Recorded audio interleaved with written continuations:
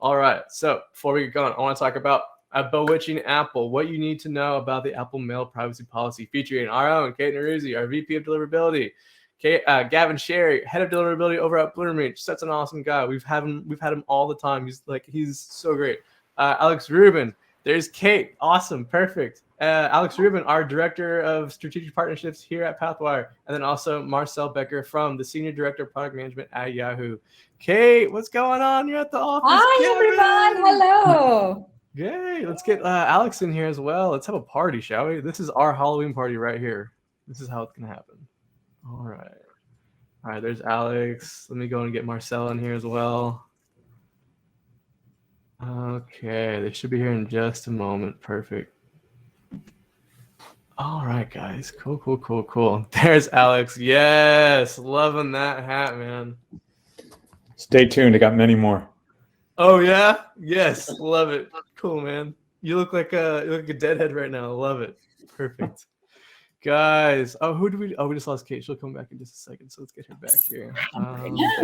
She's coming in. There we go. Getting the vibes going. Guys, all right, let's get this panel started. Let me go and get our amazing presentation pulled up here so we can go ahead and run through that. Let me see here, and there it is. There we go. That should be it right there. Perfect.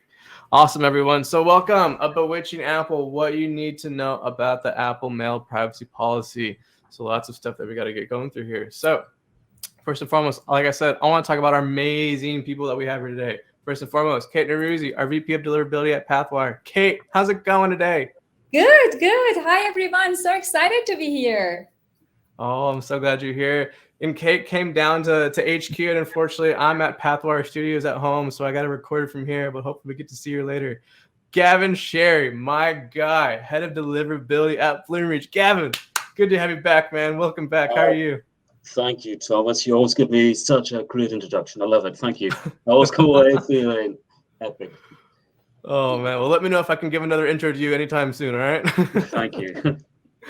Cool. Oh, one of my favorite guys to always work with, Alex Rubin, man. Senior Director of Strategic Partnerships here at Pathwire. Alex, what's going on, man? How's it going? Thanks, Thomas. Happy to be here. You're the number one hype man.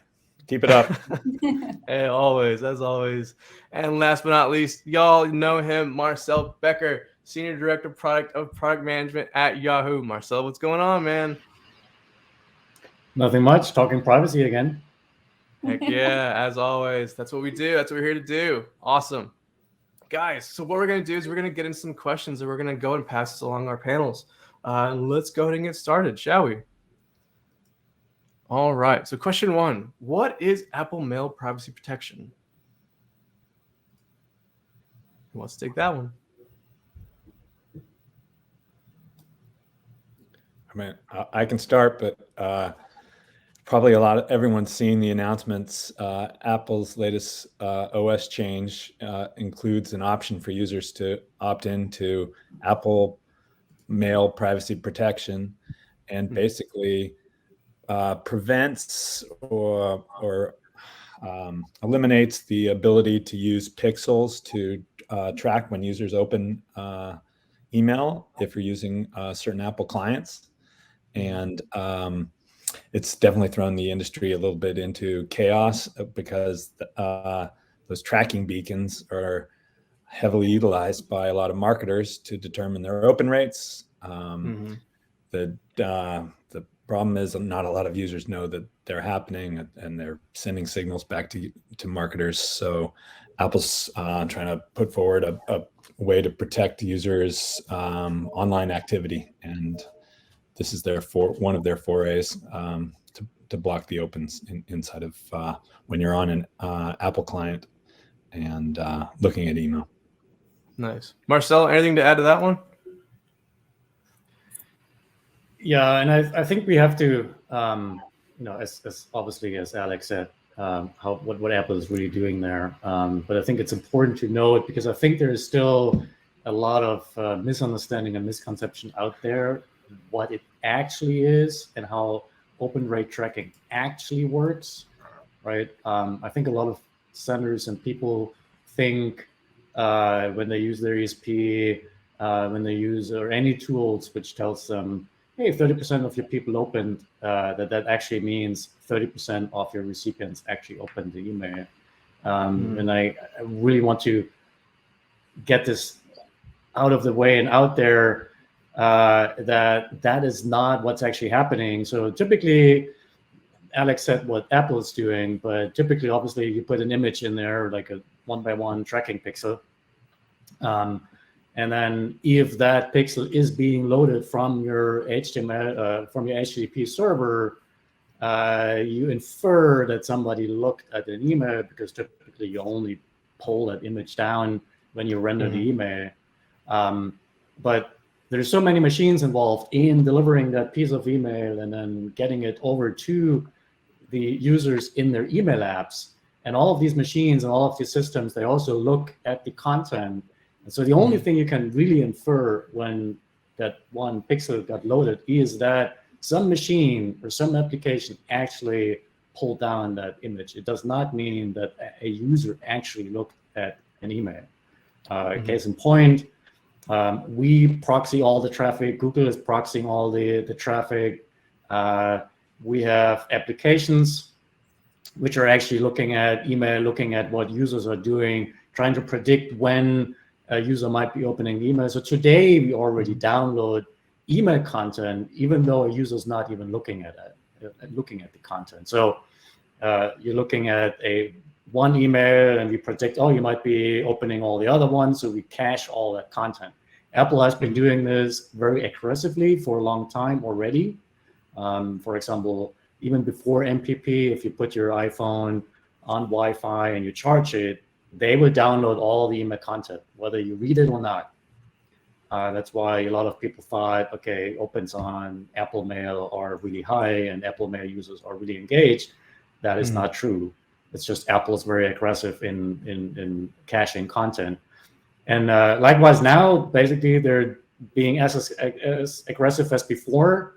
They're just pushing everything through a proxy to make it even less useful.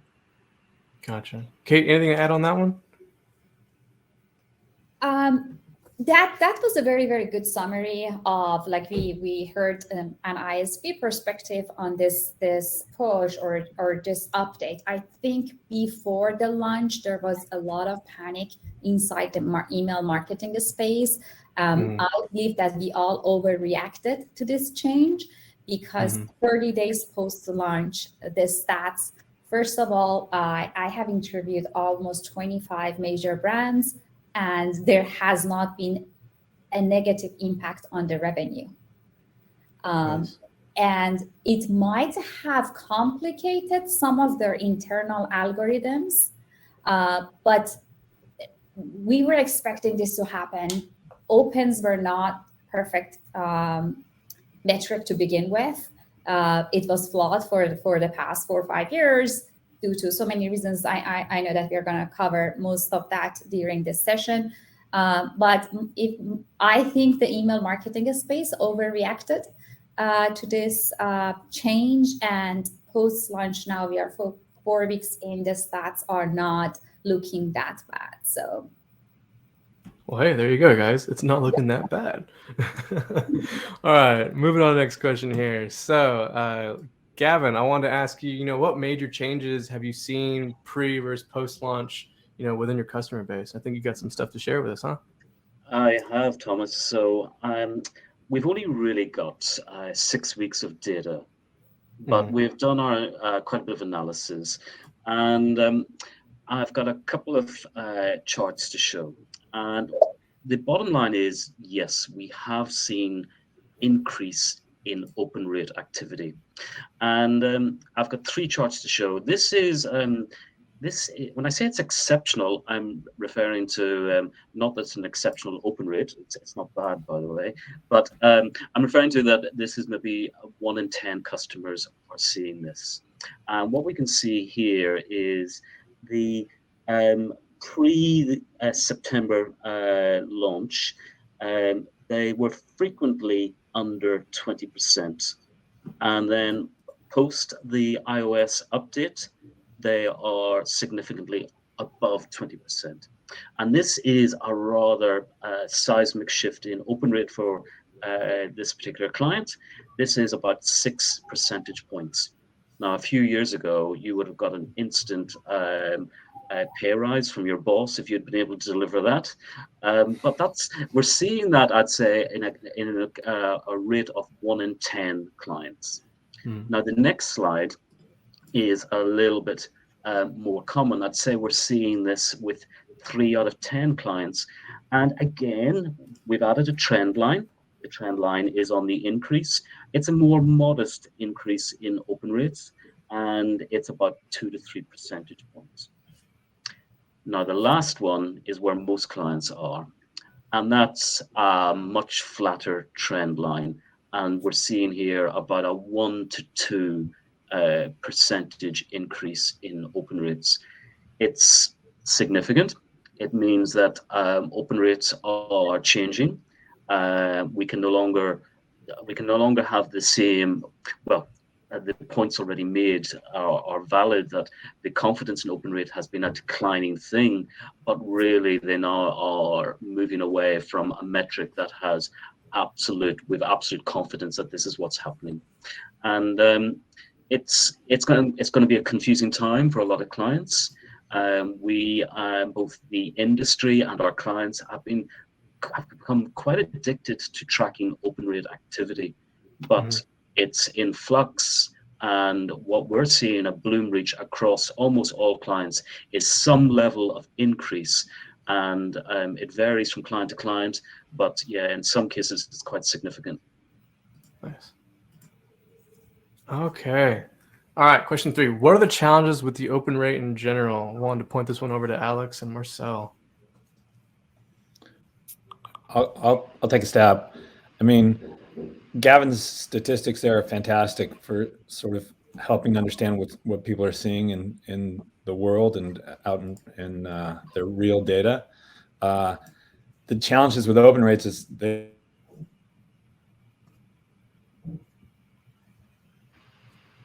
We might never know. Uh-oh. Poltergeist. It got Alex. Oh my goodness. Well, while we wait for Alex to come back, Marcel, how about you? How about we go and hear from you on that one? He was about to tell the truth, and somebody cut him off. You're listening. So yeah, the challenge with open. Let's see if this works for me as well. So the challenge with open rates are that they're not. I mean, in a nutshell, they're not real. And I think that's what I said before, right? People need to understand that it doesn't actually mean when they see 30% open rate that this is 30% of their users are really opening. And also, it doesn't necessarily mean that you can really track individual users, right? So it's not that really Alex has read that email, maybe or maybe not. So I think that's what we need to understand. It's not an absolute number. It is an interesting number from a trend line perspective, right? To understand if you're looking at deliverability issues maybe or other kind of insights that when you see the rate is drastically declining, then probably you should be looking at, okay, what could that be? But to really take this as a gospel and say, okay, my newsletter has a 30% open rate versus your newsletter was 20%, or we only get 20% on Yahoo who are reading that email versus 40% on Gmail. That is not an accurate assumption to make. Gotcha. Alex, you're back. Sorry, which is in the line. I'm not sure what happened there. But I caught a lot of what Marcel said there. And I think the point is there's so many factors that can contribute to what your open rate is. Marcel already mentioned all the machines that are involved between the end user and some of the stats that are collected. We've seen in the past, when you try and compare what you're seeing as your open rate to what... Oh my goodness, we just lost him again. Spooky. It's just getting real spooky, guys. And now we got Kate back. Well, good. Hi. Oh my goodness. Let's see if we can get him back. Hello. So sorry. Somehow I was kicked out. Oh my goodness, we're having all these connection issues with all these poltergeists, y'all. And I'm even in Okay. headquarters. This is not supposed to happen when I'm in headquarters. Oh my goodness. Hey, I heard Well, our floor is haunted, so I wouldn't be surprised. I would not be I surprised. apologize. Oh, we lost her again. Oh my goodness. Well, I'll go and work on getting them back. But I'm- to continue off where we had left off, let's see if we can get Alex back in here. Give me just a second. While we're trying to get Alex back, Thomas, let me just contribute a little bit to this question.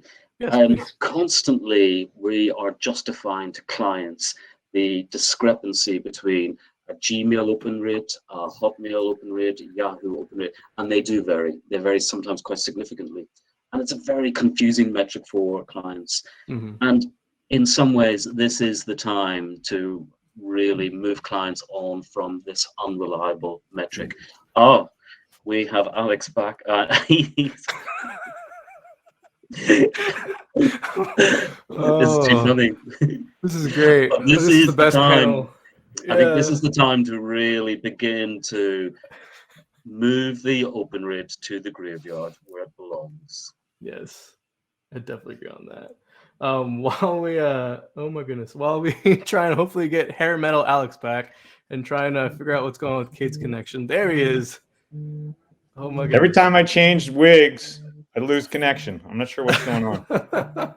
Oh, it must be it's affecting your bandwidth over there. Yeah. Oh my goodness. I mean, So, I think people have hit the key points of what the challenges are with. And there he goes again. So we'll get him back. I think there's a slide coming up. Let's take this one. So so this is a big one for me because I work with lots and lots of clients, and they're so used to looking at the email activity as a funnel, and it is a funnel. You know, we send a volume is delivered, and then there's a volume that's opened, and then from that, the funnel's narrowing from open to click to conversion. Okay, we're all familiar with that, and you really want to know how your email is doing at the top of the funnel. Of course we do, and so that's why we have grown so in love with open rates. But for me, it's about re-educating our clients. So the next slide is should be there. No, it's not there. So what I'd wanted to show was a segmentation model that we use with clients, and it tracks engagement. And we've been using this for years, and it's how we keep our clients safe from some of the major deliverability issues. And one of the key pillars of deliverability is segmentation and frequency. So here it is. So this is a segmentation model, and it breaks the audience into these segments, and we've got new audience, super active, lapsing, lapsed, passive, and inactive. Okay, you can already glean from the names that some of these audience are more engaged than others, and we help clients map their email frequency according to this segmentation model.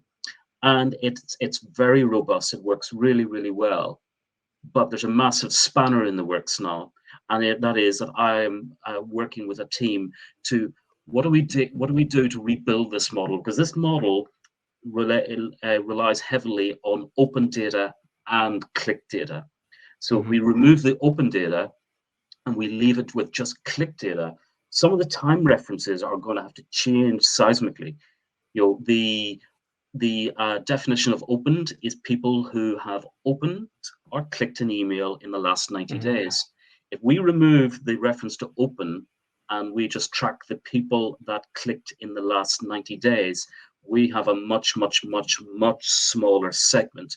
So we're working hard now to rebuild a model based on click behavior where we get volumes that are a match of what we're looking at on the screen. It's a very challenging, very fluid piece of analysis. We're working our way through it. So this is, this for me is one of the concerns. It's moving clients, not just moving them away from being dependent on open activity as a metric, but it goes right to the heart. The open metric was a key part of engagement, and the engagement then is the backbone of the segmentation model. So there are lots of challenges ahead. So it's I wouldn't say it's given me sleepless nights, no, but it's certainly given me a lot to work on during the day. And how do we move clients away from this type of segmentation to one that's going to deliver to their core audiences that isn't so dependent on open activity. Gotcha. Marcel, did you want to take anything on that one while I work on getting Kate and Alex back?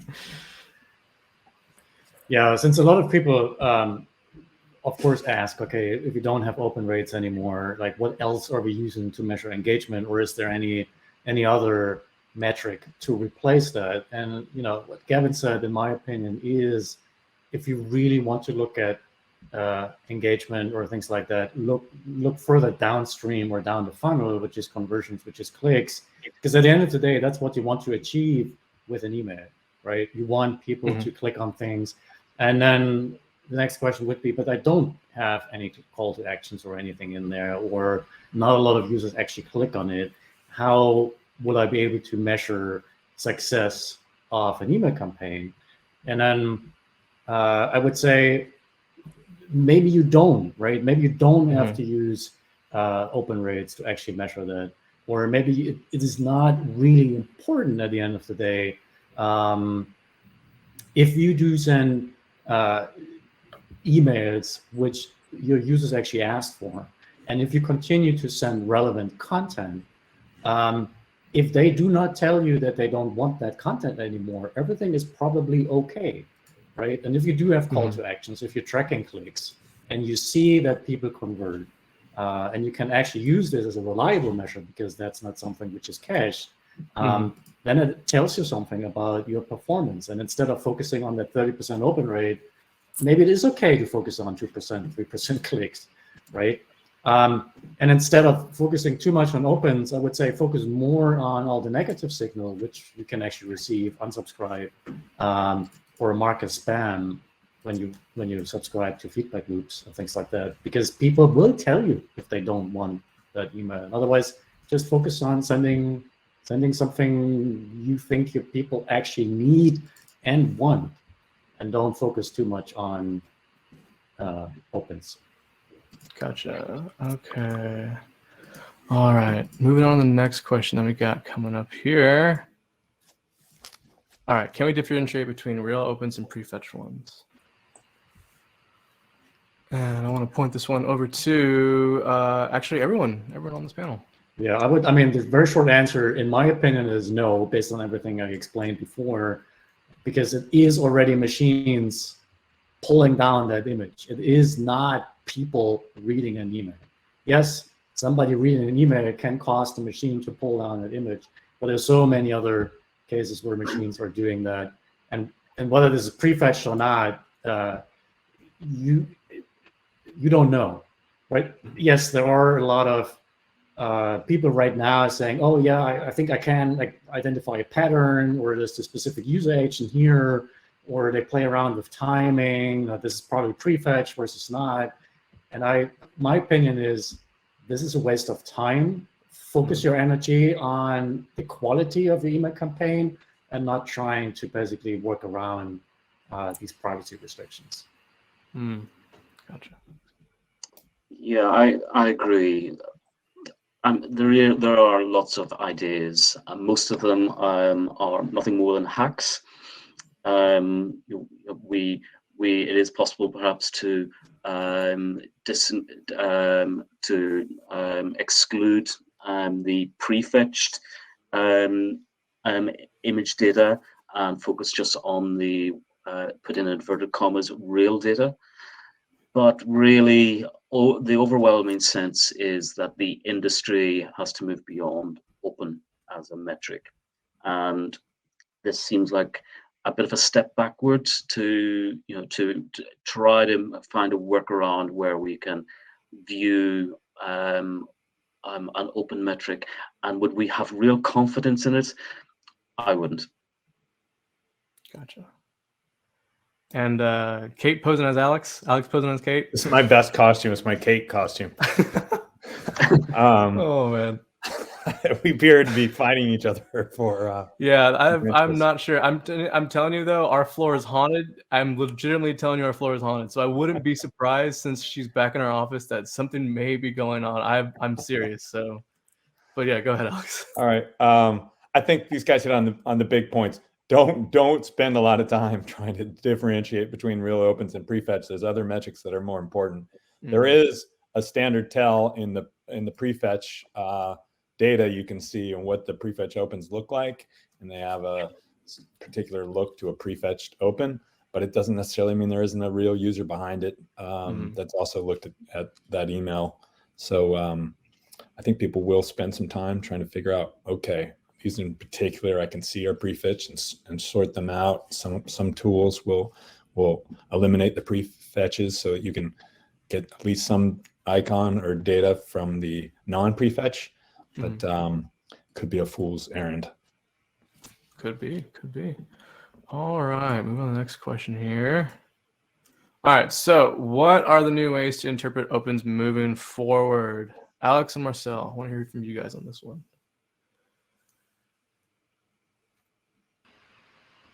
Yeah, I think I kind of hinted at that at the beginning, right?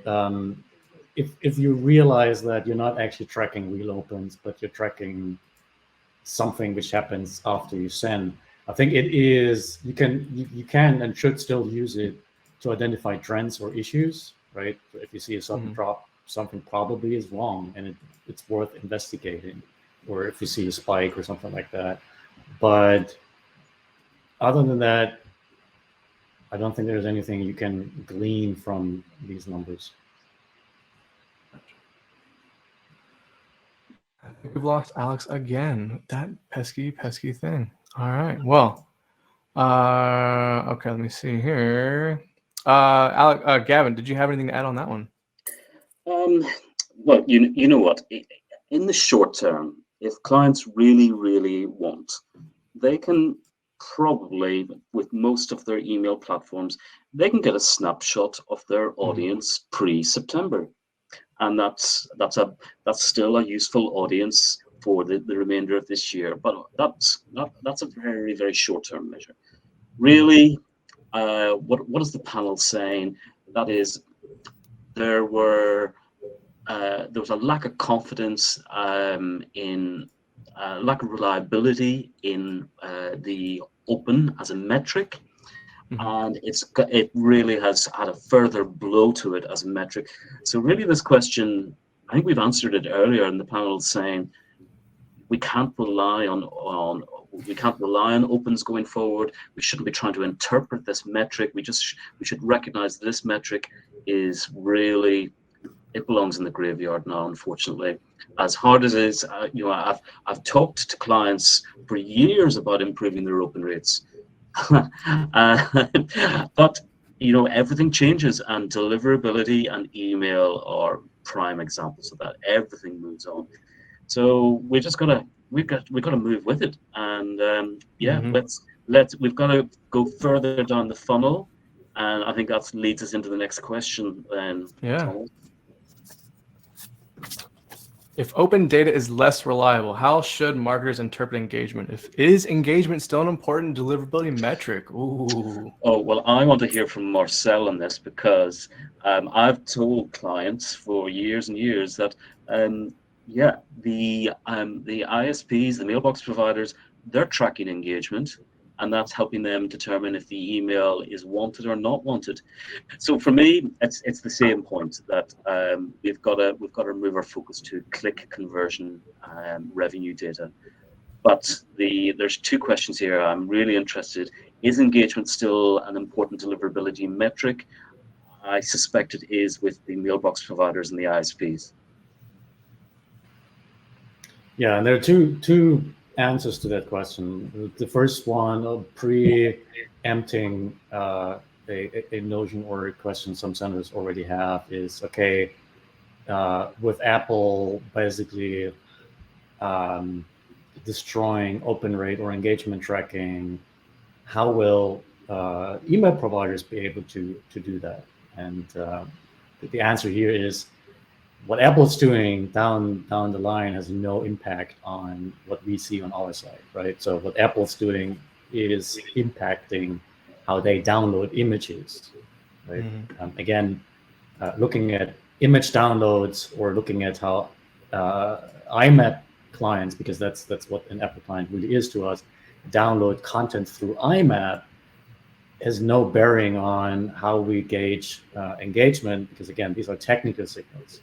This is how machines interact with data, and then we already don't care about that anyway. What we look at is how our users are engaging with emails in our own apps, right? Or Gmail is doing the same thing, Microsoft's doing the same thing when people are using Yahoo Mail or AOL Mail, because that is reliable data. And we actually do know whether somebody's reading an email or deleting and all these things. But I also want to say that, yes, while we look at that, it is not the most important signal we look at. It's the same what I said before. It is really important to look at the negative signals, right? So what is really important to us is if somebody says, this is spam, if somebody wants to unsubscribe and then we see senders not honoring the unsubscribe request, right? So the negative signals are much, much more important than the more soft engagement metrics. Nice. Kate, anything you want to add? Yeah, I was going to say open rates are not disappearing. They are going to be increased artificially. So opens are not going away. One of the major things that we know with this Apple privacy change is messages going to the spam folder, they won't prefetch. So if you are seeing no activity, now it's actually confirming that these users are either not active, or this could be a spam trap. Emailing to anyone with like zero activity has never been a good idea. But with this change, we have another confirmation. Like things are not gonna prefetch for emails that they end up in the spam folder. So this was actually a positive thing that came out from this change. I don't want marketers to stop using opens, but I would highly encourage them to look at other metrics, such as click rate, making sure they are sending rich content. As Marcel mentioned, the ISP's visibility is not going to be impacted by this change. So just do the right thing and things are gonna be okay. Another thing that I want to mention is that the impact for one of our customers before the launch, the estimate was like half of their subscribers will be impacted. In reality, it was less than 14%. So something that I want to like the marketers to realize that things are not as bad as we thought it would be. And I want to have it tagged. Go ahead. Or actually to add, and kind of already answering a couple of questions I see in here as well. Because now people are asking, okay, if I see 2 opens or multiple opens, does this mean it's real? Or can I use that as an information? And again, I want to stress, you do not see multiple opens from a user or a human being. You just see that multiple applications or machines probably requested that image. Very important also in the context of MPP, if I am, as a user, using multiple applications, right? I have my iPad, I have my MacBook, I have my iPhone, and I have the same account set up on all 3 of them, and they all have MPP enabled, you will see 3 opens from Apple's proxies, because every client will download the email and every client will go through that proxy. But every client will only do this exactly once. Once the image is actually downloaded to the device, they cache it. So if the user actually comes in and opens that 10 times, you will not see 10 requests on your machine. Same with us, or even the reverse. We proxy and cache all the images as well. So you probably only see 1 open from our Yahoo Mail proxy. But our users can open this on their desktop. They can open this on their device. So no repeat opens or the lack of repeat opens has no meaning, no indication about anything. Gotcha. Guys, I hate to do this, but we are running out of time, unfortunately. And I've tried to tag as many questions to some of these answers. But I wanted to give some closing statements to Gavin and Alex, since they're actually going to be leaving us. Kate and Marcel are actually going to be sticking around for the next panel. But I wanted to give some closing statements to Gavin and Alex if they want to cover anything, and just kind of a brief overview before we let them go for the day. Gentlemen? Okay, well, look, I'll jump in. Sorry, Alex. Well, firstly, thank you for inviting me. I've enjoyed today's questions. We are seeing we're seeing a significant blow to the metric that is open rates.